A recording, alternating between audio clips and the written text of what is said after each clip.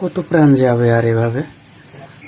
প্রবাসী, মালয়েশিয়ান প্রবাসী স্ত্রীর সাথে কথা কাটাকাটি করে নিজের গলায় নিজে ছুরি দিয়ে পোষ মারছে। কি অবাক, কি অবাস্তব মানুষের জীবন, তাই না? চাইলেই শেষ হয়ে যেতে পারে। কেন দেন আপনারা এভাবে একটা প্রবাসীকে কষ্ট, তাকে সুসাইড করতে বাধ্য করেন?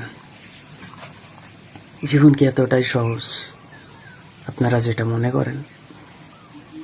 একবার আসেন না আমাদের জায়গায়, প্রবাস জীবন কেমন একবার দেখে যান।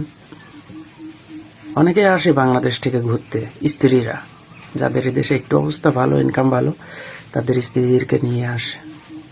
কিন্তু এক সপ্তাহ জায়গায় 15 দিন, তার বেশি কেউ টিকে থাকতে পারে না। দেশে ফিরে যাওয়ার জন্য হাওমাও করে। এইভাবে আর মাইরেন না, প্রবাসীগুলোদের কষ্ট দিয়েন না। খুব খারাপ লাগে এইসব ঘটনাগুলো দেখে, যখন প্রত্যেকটা দিন একটা একটা করে প্রবাসীর জীবন থেমে যায়।